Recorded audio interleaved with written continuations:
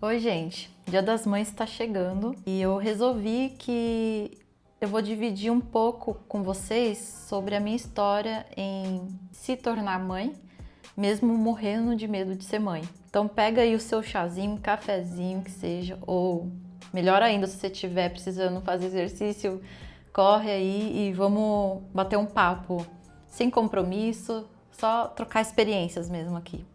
Eu nem fiz roteiro para ter uma ideia assim, então não vai ter ordem, tá, das coisas que eu for falar, vai ser bem espontâneo mesmo. Até porque eu já refleti muito sobre esse assunto, então acho que vai dar para passar a ideia com a intenção de, né, espero que ajude as mulheres que ainda tenham algum tipo de medo em ser, né, pensam em ter filhos e pensam em, né, em se tornar mães e que tenham algum tipo de medo. Talvez não seja o mesmo medo que o meu, das coisas que eu passei, mas vida de mãe tem bastante coisa que a gente acaba se identificando, né? Então, alguma coisa vai servir. Vou começar pelo começo, só para as coisas fazerem sentido.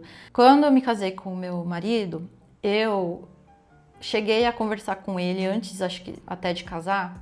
Eu acho que é uma questão muito importante, né? Para se conversar antes de casar e tudo mais. Saber se a outra pessoa quer ter filho ou não. E eu lembro que quando a gente estava noivos, a gente conversou sobre isso, e o meu esposo disse com toda certeza que ele tinha vontade de ser pai, que ele queria ter filhos, né, um dia. E já eu não respondi assim, ai, eu tenho certeza que eu quero crianças, que eu quero ser mãe, que eu quero gestar. Porque o medo era tanto que eu não conseguia... O medo, assim, ele abafa, sabe? Vamos dizer assim, você não consegue enxergar bem, você não encara as suas respostas que já estão lá. É como se fosse isso. Então eu não conseguia ter uma resposta assim, ah, eu quero ou não quero. Eu lembro que a única resposta que eu tinha naquele momento, por causa do medo que eu tinha, era assim, eu acho que é coisa da vida, é o que acontece de natural e que se acontecesse eu não tinha controle. Mas assim, a forma como eu via, eu sei hoje, né, sendo bem sincera, era bem limitante para mim mesma. Era o que eu falava, a maneira como eu respondi naquela época, com certeza não é como eu responderia hoje, com a cabeça que eu tenho hoje e com a clareza que eu tenho sobre as coisas que eu sentia naquela época. E sabe o que é engraçado? Porque no fundo eu sabia que eu levava jeito para ser mãe, só que eu não conseguia naquela época assumir isso. E quando eu falo sobre sentir que eu levava jeito para isso, acompanha a minha história, tá? Para você entender. Em que sentido? Eu sempre chamei a atenção das crianças, adolescentes, de forma espontânea. Eu não forçava para que isso acontecesse, mas eu fazia amizade muito fácil. Tanto é que eu sempre ficava muito na minha, em ambientes que tinham crianças, adolescentes. Só que assim, eu sempre fazia muita amizade, naturalmente. E tem pessoas que me seguem aqui, inclusive, que me conheceram, eles sendo adolescentes e eu feita adulta, velha. E assim, a pessoa vinha pra mim e fazia... nunca entendi isso. Eu falava assim, o que essa pessoinha novinha, criancinha, adolescente, quer saber de uma tiazona velha, entendeu? Então, sempre foi natural. Eu tenho um histórico, né? Eu já trabalhei em escolinhas, outra história isso aí. Mas eu me dava muito bem com as criançadas sempre eram muito grudes comigo. Eu me dava super bem. Era um momento sempre de muita alegria, de aprendizado. Era muito bom. E uma outra coisa que eu acho, assim, interessante de se contar, uma coisa que eu fiz e eu aconselho muito as jovens que querem ser mães, um dia... que é o seguinte, mesmo eu não tendo certeza se eu ia encarar de fato, né, de chegar um dia e falar assim, não, vamos ter filhos mesmo, né, vamos tentar. Eu fiz uma coisa, que foi me preparar melhor também para ser mãe. O que eu quero dizer com isso? Como na época a internet ainda era meio limitada, não é igual hoje que você consegue informação rápida, eu fiz do meu melhor para buscar, né, informações sobre tudo que eu ia precisar saber para conseguir receber os meus filhos da melhor maneira possível, dentro das minhas limitações, mas dar uma preparada. Por quê? Porque eu já tinha consciência de que se eu me tornasse mãe, eu não ia ter tanta ajuda. Na minha realidade, dentro do meu histórico, não estava sendo nada favorável poder contar com ajuda.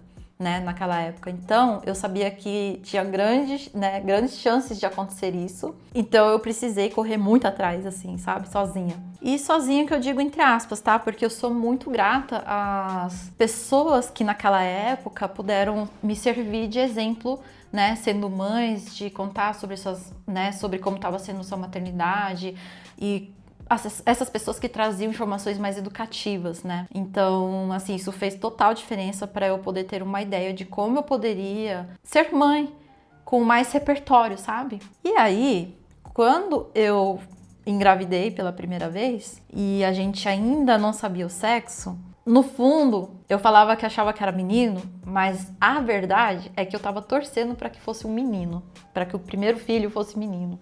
E sabe por quê? Eu acabei de soltar um vídeo antes desse, tá? Que eu vou falar... Eu vou deixar o card aqui, porque eu nem decidi o título dele. Mas eu vou falar muito sobre esses pensamentos que ficam no nosso subconsciente. Saca só. Naquela época eu torci para que fosse menino, porque eu não tinha total clareza. Eu tinha uma ideia. Mas era porque eu tinha medo que se fosse vir menina, eu tinha medo de eu não dar conta em relação a quê? Eu vim de um histórico de uma família que já, se não me engano, né, já é a terceira geração de filhas mais velhas. E o que eu pessoalmente vivi como sendo filha mais velha não foi muito saudável, não foi muito legal, né? Então, assim, eu reconheço tudo que as mulheres da minha família fizeram, tudo, só que isso não quer dizer que foi legal pra mim. Entende? Já fica aqui um exemplo de como que eu fiz esse trabalho de autoconhecimento, tá? E isso tudo vai influenciar no seu desenvolvimento pessoal, na sua maturidade, na sua evolução pessoal, tá? Então, assim, eu não deixei de analisar o histórico da minha família, de entender de onde eu vim, de como as coisas eram, né? E eu vi que, assim, ser filha mais velha dentro do histórico da minha família não é fácil. E eu senti na pele. E para piorar, eu tenho um tipo de personalidade que, vamos dizer assim, quando a gente estuda sobre educação dos filhos, não só educação dos filhos, mas comportamento humano, a gente entende que tem tipos de personalidade, certo? Resumidamente, o que eu quero dizer é, para o meu tipo de personalidade, eu recebi uma educação que não tinha nada a ver comigo, para que fosse bom para mim, entende? Então, o clima era pesado, vamos dizer assim, entendeu? E aí você tá acompanhando o raciocínio? Está me entendendo? Quando eu fiquei sabendo que ia ser uma menina, eu falei, putz, vai ser uma menina, uma filha mais velha. E aí nisso veio preocupações, né? Natural. Eu tava grávida, aí quando a gente tá grávida, os hormônios também eu percebi que a gente controla muito menos, é pesada essa parte dos hormônios, sabe? Eu não me sentia que era eu, entende? Geralmente eu consigo parar pra pensar, analisar e vou lá fazer minha escrita terapêutica, né, o diário, tudo mais.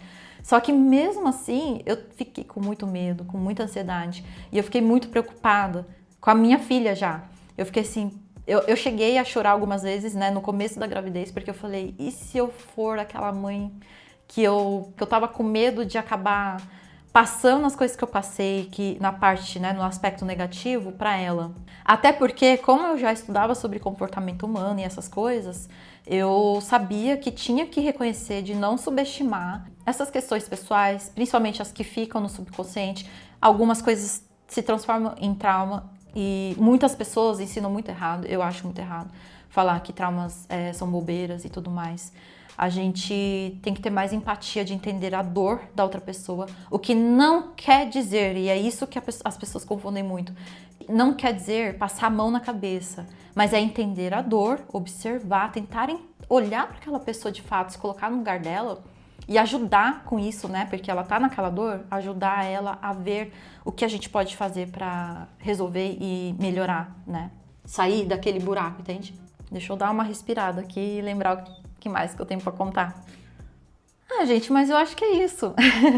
Hoje eu sou mãe de 2, eu tô com uma filha de 6 e um filho de 2 anos. Muito feliz. Engraçado porque mesmo eu tendo todo esse medo de ser mãe, eu sempre tive 2 nomes, que era Sara e Nicolas, né?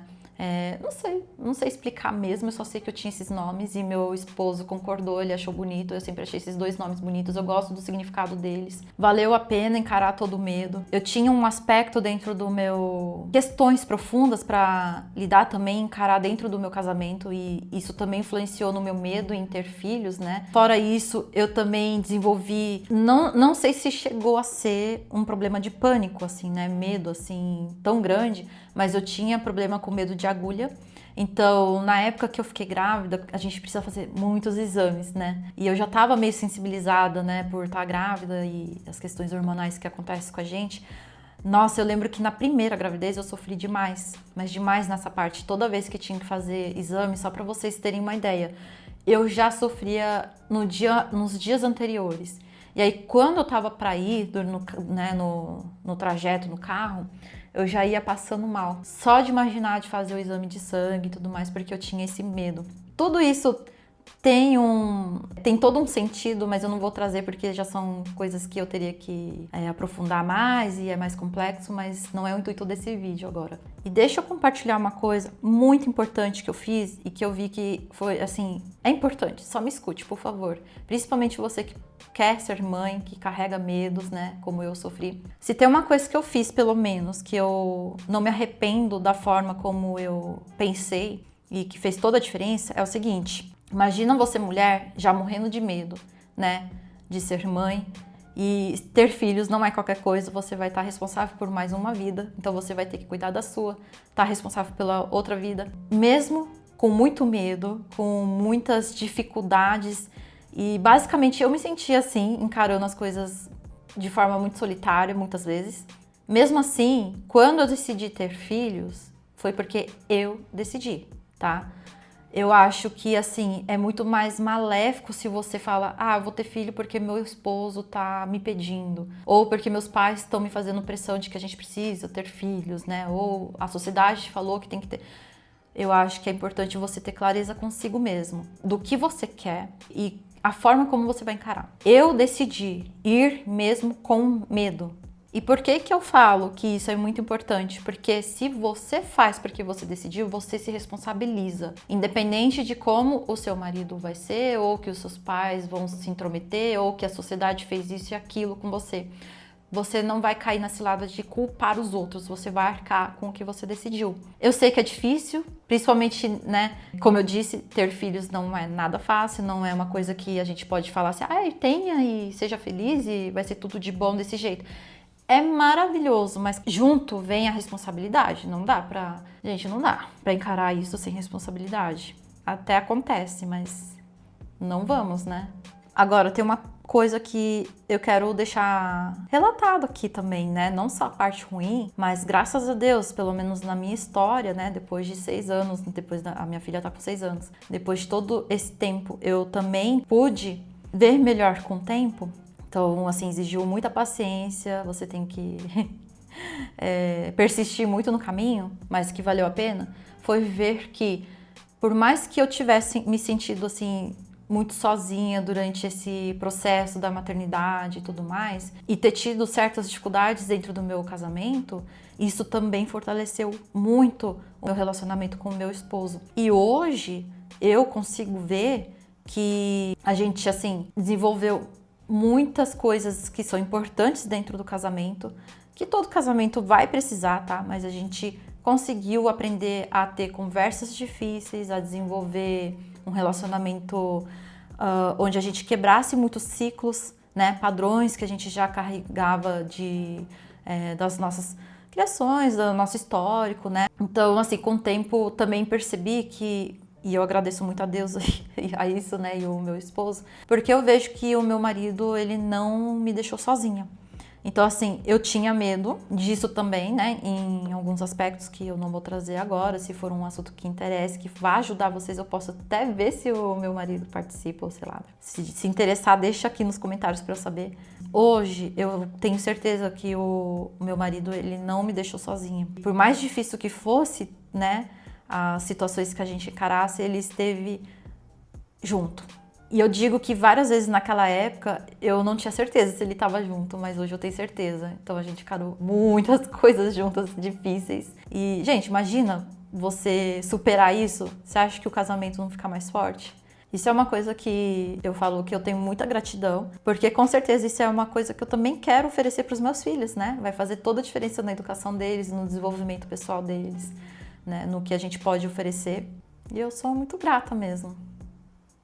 Se você pensa em ser mãe um dia, ou tem a possibilidade de ser mãe, sabe que tem essa possibilidade, mas que carrega alguns medos, às vezes até alguns medos mais delicados, mais complicados, fique à vontade para conversar comigo, tá? Seja por direct lá do Instagram, que eu direto troco ideias com o pessoal lá, me mandar e-mail que eu vou deixar na descrição desse vídeo, ou até por aqui nos comentários. Vocês, mães que já passaram por algum medo e quiser compartilhar também algo que você superou, ou que não superou também, quiser trocar ideia. Eu quero que esse canal seja pra gente dividir experiências, pra se ajudar a superar mesmo essas coisas, tá? Então eu espero que esse vídeo sirva, né, de inspiração pra alguém. Agradeço sua companhia até aqui e te vejo no próximo vídeo.